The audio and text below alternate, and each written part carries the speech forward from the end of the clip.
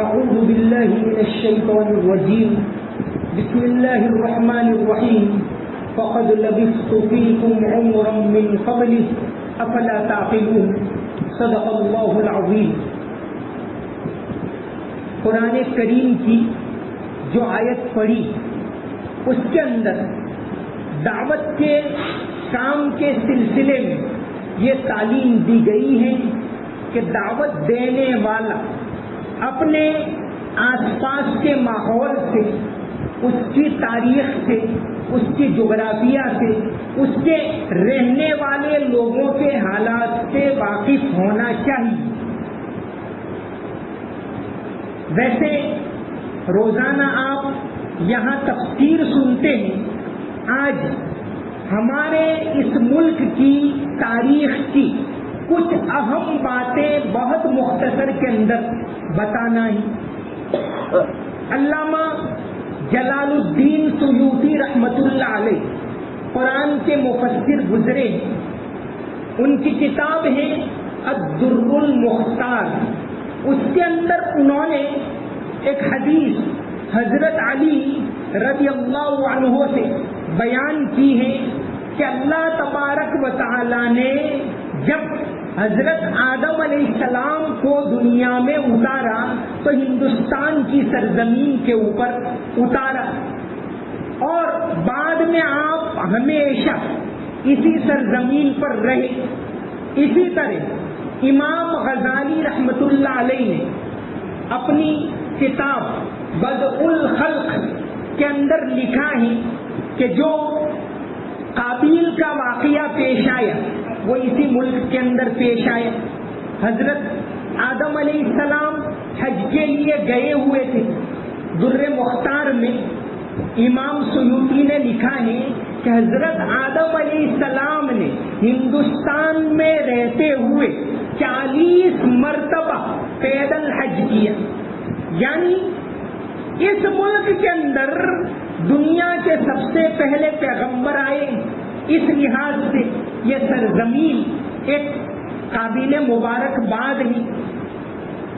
تو امام غزالی رحمۃ اللہ علیہ نے اپنی کتاب بدء الخلق، بہت مختصر ان کی کتاب ہے، اس میں واقعہ لکھا ہے کہ ایک مرتبہ حضرت آدم علیہ السلام حج میں گئے ہوئے، اس دوران ان کی طبیعت اچانک خراب ہوئی، ان کو یہ محسوس ہوا کہ مجھے واپس ہندوستان جانا چاہیے۔ چنانچہ آپ یہاں واپس تشریف لائے تو آپ کو پتا چلا کہ ان کے بیٹے جو قابیل تھے اس نے حابیل کو قتل کر دیا۔ یہ اس زمین کا پہلا قتل، جس کی تفصیل یہ واقعہ پورا قرآن کریم کے اندر موجود ہے۔ وَاتْلُ عَلَيْهِمْ نَبَأَ ابْنَيْ آدَمَ بِالْحَقِّ إِذْ قَرَّبَا قُرْبَانًا فَتُقُبِّلَ مِنْ أَحَدِهِمَا۔ تو امام غزالی لکھتے ہیں کہ یہ واقعہ بھی اسی سرزمین کے اندر پیش آیا۔ آپ کے صاحبزادے حضرت شیش علیہ السلام وہ بھی اسی سرزمین کے اوپر ہوئے۔ قرآن میں ایک پیغمبر کا تذکرہ آتا ہے حضرت ذوالکفل علیہ السلام، 2 جگہ پر تذکرہ ہے، سورہ انبیاء کے اندر اور سورہ صافات کے اندر۔ وَاذْكُرْ إِسْمَاعِيلَ وَالْيَسَعَ وَذَا الْكِفْلِ وَكُلٌّ مِّنَ الْأَخْيَارِ۔ تو ذوالکفل کون؟ ایک بہت بڑے عالم گزرے ہیں، مولانا مناظر احسن گیلانی۔ یہ سمجھیے 100 سال پہلے گزرے ہیں، 1956 میں تو آپ کا انتقال ہوا۔ انہوں نے ایک کتاب لکھی النبی الخاتم، اس کے اندر انہوں نے اس بات کو ثابت کیا ہے کہ قرآن کے اندر جو ذوالکفل ہے اس سے مراد، جس کو یہ لوگ کہتے ہیں ہندوستان کے اندر دنیا کا ایک بہت بڑا مذہب بودھ، یہ مذاہب ظاہر ہے اللہ تعالیٰ نے پوری دنیا میں ہر جگہ پیغمبر بھیجے۔ وَلِكُلِّ قَوْمٍ هَادٍ، ایک زمانے میں لوگ برحق سے پھر بعد میں ان کی پوجا کرنے لگے، تو حضرت مولانا مناظر احسن گیلانی نے النبی الخاتم میں لکھا ہے کہ ذوالکفل سے مراد حضرت یہ جن کو بوجھ کہتے ہیں وہی مراد ہے. اسی طرح معالم العرفان جو اردو کی سب سے مفصل تفسیر ہے، اردو کی سب سے بڑی تفسیر 20 جلدوں میں، اس کے مصنف علامہ عبد الحمید سباتی انہوں نے بھی یہ بات لکھی ہے کہ ذوالکفل سے مراد بوجھ ہے. بہرحال ہمارے ملک کی ایک بہت عظیم بہت شاندار تاریخ رہی ہے. آج ملک میں حالات خوشگوار نہیں، حالات ناسازگار ہیں. ایسے وقت میں ہمیں اس بات کو معلوم کرنا کہ اس ملک کے اندر ہماری جڑیں کتنی گہری رہی ہیں. جو بھی ترقیات ہوئی ہر لحاظ سے تاریخ میں ریسرچ کرنا اور اس تاریخ کو صحیح طور سے پیش کرنا یہ آج کے زمانے میں ضروری. اس ملک کے اندر ایک زمانے میں لوگ مل جل کر رہتے تھے، محبت کا ماحول تھا.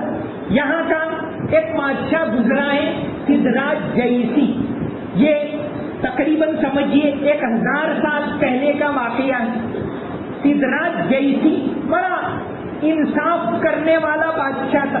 ابھی گجرات میں مسلم حکومت قائم نہیں ہوئی تھی، دہلی میں بھی نہیں، اس سے پہلے کی یہ بات ہے. سدھراج جیسی کا واقعہ لکھا ہے کہ اس ملک کے اندر کیسے لوگ مل جل کر رہتے تھے، کیسے انصاف کا ماحول تھا. سدھراج جیسی جین تھا لیکن یہ انصاف کرنے والا بادشاہ تھا. رتن منی راؤ جوٹے انہوں نے ایک کتاب لکھی ہے کھمبھاتنو اتہاس، اس میں بھی یہ واقعہ ہے. اور بھی جو بہت پرانے تاریخ دان گزرے ان کی کتاب جوامع الحکایات، اس میں بھی یہ واقعہ ہے. اور موجودہ زمانے میں سید صباح الدین عبد الرحمان ایک بہت بڑے ہمارے مورخ تاریخ دان ہسٹورین گزرے ہیں، انہوں نے ایک کتاب لکھی ہے ہندوستان کی بزم رفتہ کی سچی کہانیاں. اس میں بھی یہ واقعہ لکھا ہے کہ سدھراج جیسی پٹن کے اندر ان کی راجدھانی تھی. ایک مرتبہ نکلے شکار کے لیے، ذرا دور گئے کہ کوئی مسلمان کی طرح دکھنے والے ایک آئے اور کہا کہ بادشاہ سلامت رکو، آپ سے بات کرنی. وہ آس پاس والوں نے کوشش کی بعد میں آنا، لیکن بادشاہ اتر گیا سدھراج.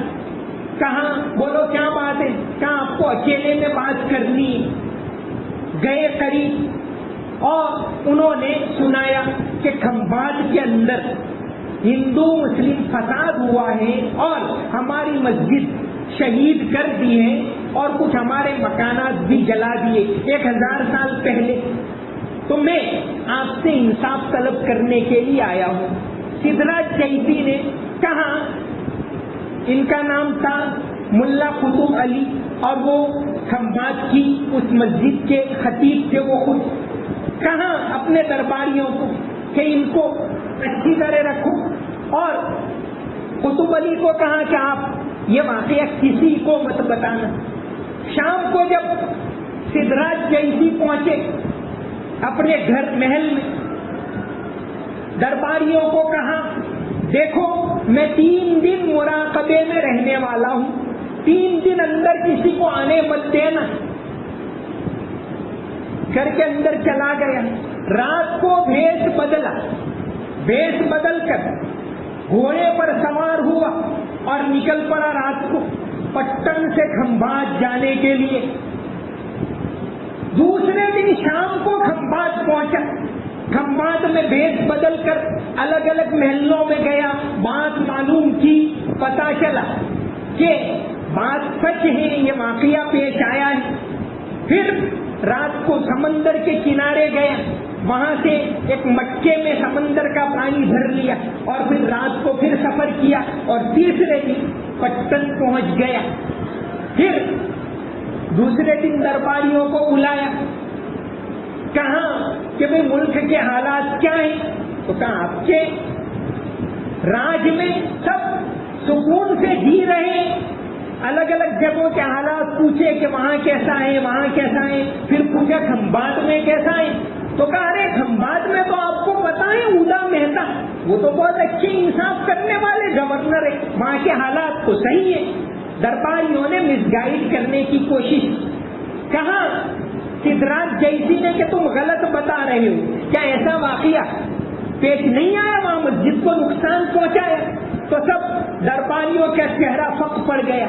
کہا کہ بھئی یہ واقعہ پیش آیا ہے کھمبات کے اندر، اور فوراً اودا مہتا کو ہٹا دیا اور حکم دیا کہ یہ مسجد اور سارے گھر دوبارہ سرکاری رقم سے تعمیر کیے جائیں، اور ملا قطب علی کو انعامات دے کر وہاں سے روانہ کیا.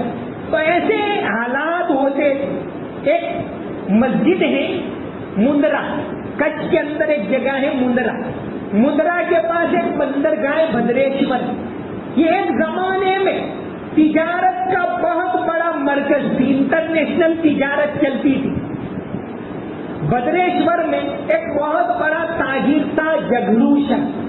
یہ واقعہ گجرات کی تاریخ پر ایک بہت ضخیم کتاب ہے، گجرات اینڈ دی سی، کہ گجرات کی سمندری تجارت کیسی تھی اس کے اوپر. اسی طرح احمد آباد کے ڈاکٹر مکرند مہتا، انہوں نے بھی اپنی کتاب merchant and trade of Gujarat, اس کے اندر یہ تذکرہ کیا ہے کہ بھدریشور کے اندر ایک بہت بڑا تاجر تھا جگلوشا.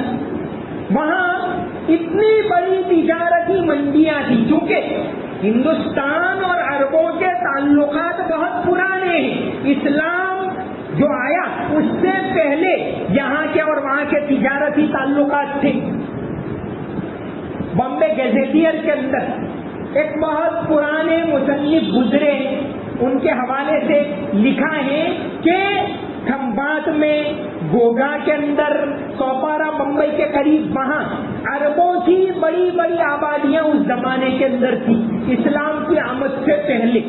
تو اس زمانے سے، اور یہاں سے کیا کیا چیزیں وہاں جاتی تھی، وہاں سے کیا چیزیں یہاں آتی تھی. بلکہ ایک دلچسپ بات، قاضی اطہر مبارک پوری رحمت اللہ علیہ ہندوستان کے بہت بڑے تاریخ داں گزرے.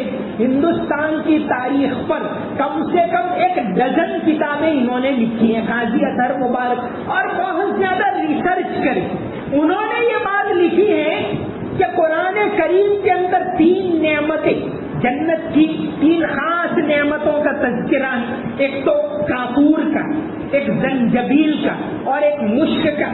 ختامہ مسک وفی ذالک فلیتنافس المتنافسون.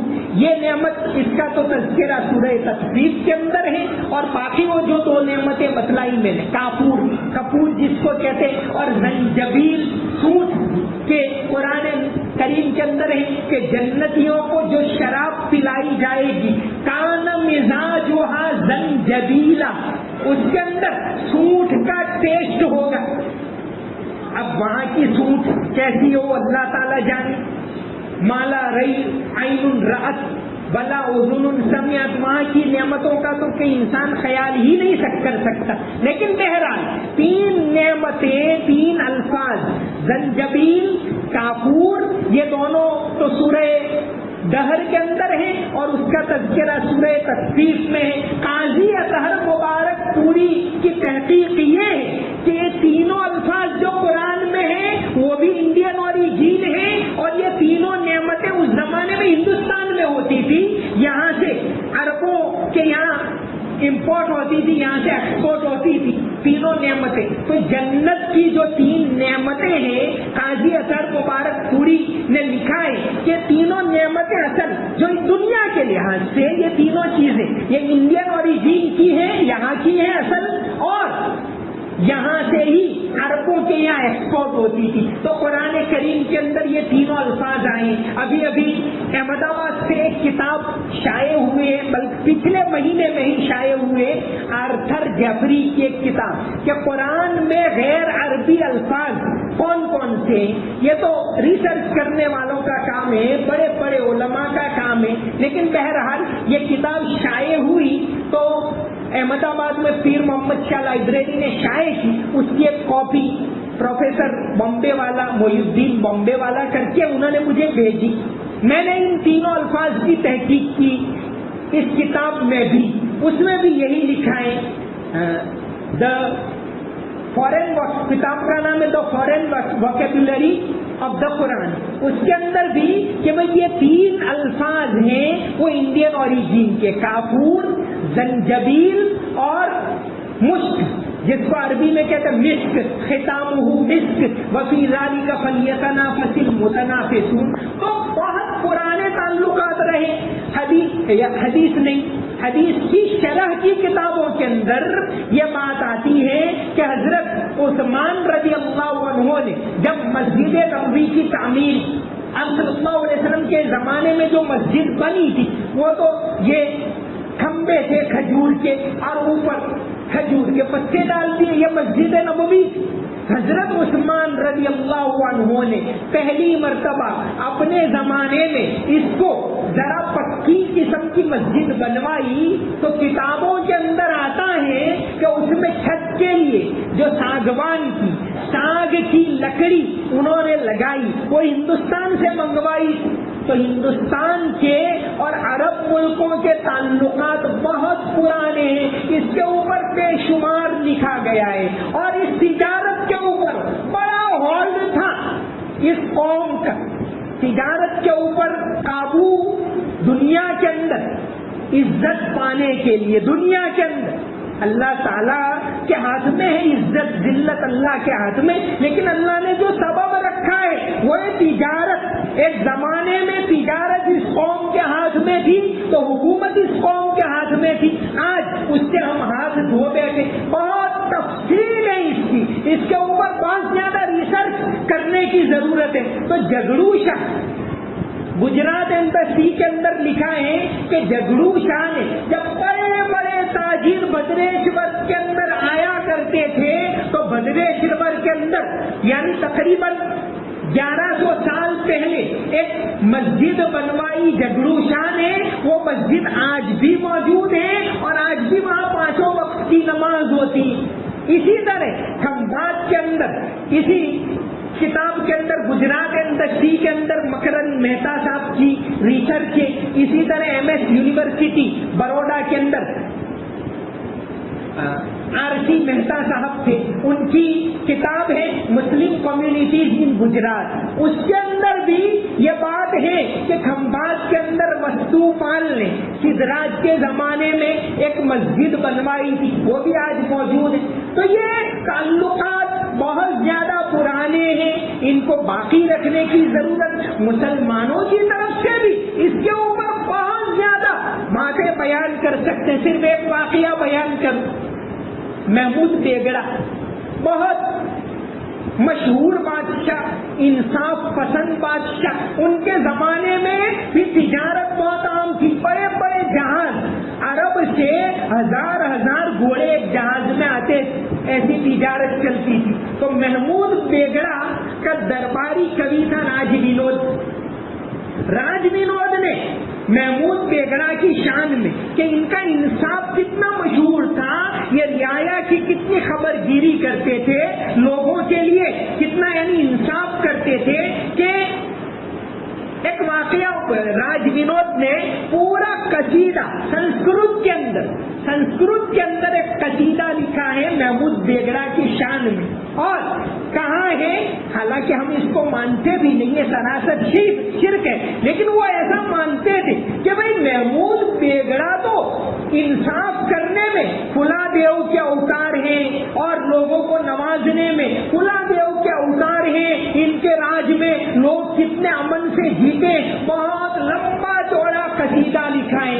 اس قصیدے کا سنسکرت سے ترجمہ مرحوم مولانا عبدالاحد قاسمی صاحب نے کروایا اور ڈاکٹر بھارتی بہن شیلت گجرات ودیا پیٹھ میں انہوں نے اس کا گجراتی ترجمہ کیا، پھر گجراتی پر سے اردو ترجمہ ڈاکٹر زبیر قریشی نے کیا، اور 2012 میں یہ کتاب شائع ہوئی تھی۔ سنسکرت، گجراتی اور اردو کے اندر ایک ساتھ شائع ہوئی تھی، اور اس کتاب کا اجرا کیا گیا 2012 کے اندر احمد آباد کے ٹاؤن ہال کے اندر۔ تو اس میں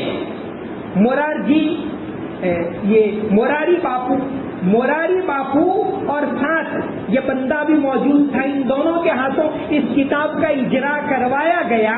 تو اس کتاب کے اندر یہ لکھا ہے کہ محمود بیگڑا انصاف کرنے کے اندر اتنے بڑے ہیں کہ تو یہ کوئی دیوتا کے روپ میں ایسی بات کہی گئی۔ تو ایک زمانے کے اندر یہ حالات تھے، ایسا ماحول تھا، وہ ماحول اس ملک کے اندر دوبارہ قائم ہو، اس کی آج ضرورت ہے۔ بہرحال وقت مختصر ہے، ورنہ اس سلسلے میں بہت ساری باتیں بتائی جا سکتی۔ تو آج اس ملک کے اندر دوبارہ ایسا ماحول کیسے قائم ہو، ایسا خوشگوار ماحول کیسے بنے، ایسا انصاف کا ماحول کیسے بنے، محبت کس طرح عام ہو، امانت داری کس طرح عام ہو، اس کو عام کرنے کی سب سے بڑی ذمہ داری اگر ہے تو ہماری تو دینی ذمہ داری بھی بنتی ہے، اور اس کے اندر ہماری کوتاہی ہے۔